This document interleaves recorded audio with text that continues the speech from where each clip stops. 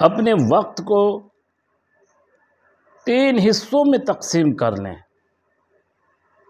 پہلا حصہ آپ کے روزگار کے لیے ہے کہ جس میں آپ روزی روٹی کی فکر کریں اور ان وقت میں ہمتاً اپنے روزگار کے لیے فکر مند رہیں۔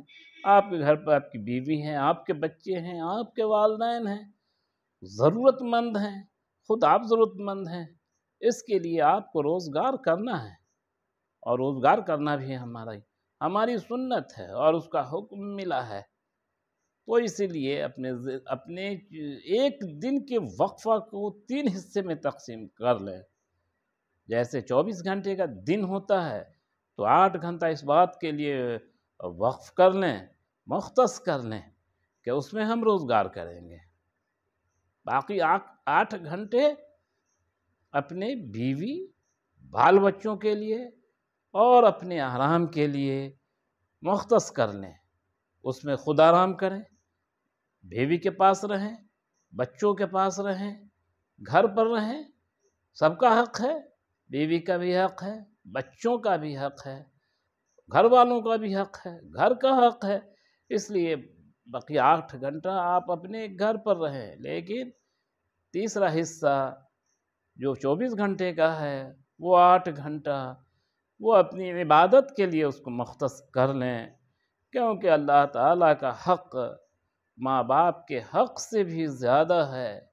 رسول اللہ صلی اللہ علیہ وسلم کا حق اپنے امتی پر ہمارے ماں باپ سے بھی زیادہ ہے، ہمارے بیوی بال بچوں سے بھی زیادہ ہے کہ جب آپ صلی اللہ علیہ وسلم تقاضا کر دیں تو اس تقاضے کے مقابلے میں نہ بیوی ہو، نہ بچے ہوں، نہ ماں ہو، نہ باپ ہو، نہ اولاد ہوں۔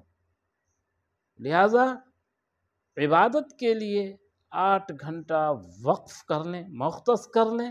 اگرچہ اللہ تعالیٰ نے قرآن میں فرمایا ہے کہ ہم نے انسان کو اور جنات کو فقط اپنی عبادت ہی کے لیے پیدا کیا ہے، لیکن اتنا تو حصہ نکال لیں کہ کم سے کم اللہ کی عبادت کر سکیں۔ ایسا نہیں کہ 24 گھنٹہ روزگار میں لگے ہوئے ہیں، نوکری کر کے آئے تو ایک دکان کر لیا، پھر گائے پال رہے ہوئے ہیں، پھر اخبار بیچنے چلے گئے، پھر کھیت کھلیان کر رہے ہیں، کچھ بکریاں پال لیا، اور 24 گھنٹے دنیا کی محنت میں لگا دیے۔ یہ محنت جو ہم نے دنیا کے لیے لگایا یہ آخرت میں کام آنے والا نہیں۔ آخرت میں تو وہ کام آئے گا جو اللہ اور اس کے رسول کے لیے، رسول کے طریقے پہ اللہ تعالیٰ کے لیے جو کچھ ہم نے کیا، جو ہماری عبادت ہوگی، یا اللہ کے دین کو لے کے در در گھر گھر پھرا جو ہماری دعوت ہوگی، تو وہ اللہ کے یہاں کام آئے گا۔ ہمارے اس ہمارا وہ عمل اگرچہ کافی نہیں ہے، لیکن اللہ تعالیٰ اپنے فضل و کرم سے ہمیں بخش دے گا تو ہم بخشے بخشائے ہوں گے۔ ایک مرتبہ کچھ دیہاتی یا کچھ باہر کے لوگ آپ صلی اللہ علیہ وسلم کی عبادت کا حال سمجھنے کے لیے آئے۔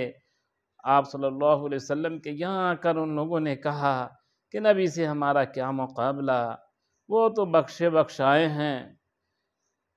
ایک نے کہا کہ ہم دن بھر روزہ رکھیں گے، آج کے بعد سے ہم کچھ کھائیں گے پئیں گے نہیں دن میں۔ دوسرے نے کہا ہم رات بھر تہجد پڑھیں گے، نماز پڑھیں گے، سوئیں گے ہی نہیں۔ تیسرے نے کہا کہ اپنی بیوی کے پاس ہی ہم نہیں جائیں گے۔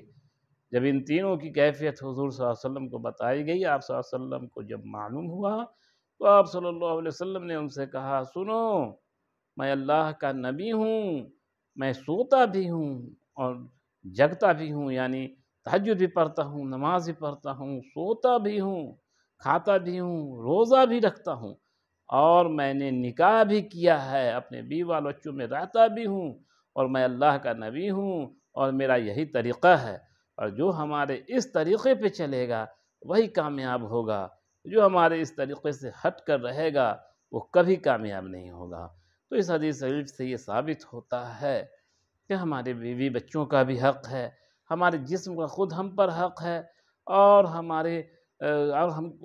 ہمیں روزگار بھی چاہیے زندگی گزارنے کے لیے، تو اس کے لیے بھی کوششیں لازم ہیں، لیکن ایسا نہیں کہ ہم سارا وقت روزگار میں لگائیں بقیہ وقت بیوی بچوں میں گزاریں، اللہ بس باقی ہوس، تو اس طرح کی باتوں کو چھوڑ کر عزم کریں، انشاءاللہ تعالی عبادتوں میں، ریاضتوں میں اور دعوتوں کے کام میں بھی وقت لگائیں گے۔ اللہ تعالیٰ کہنے زیادہ عمل کی توفیق عطا فرمائے۔ سبحان اللہ و بحمدہ، سبحانک اللہم و بحمدک، نشہد ان لا الہ الا انت، نستغفرک و اتوب الیک۔ سبحان ربک رب العزت عما یصفون، والسلام علی المرسلین، والحمد للہ رب العالمین۔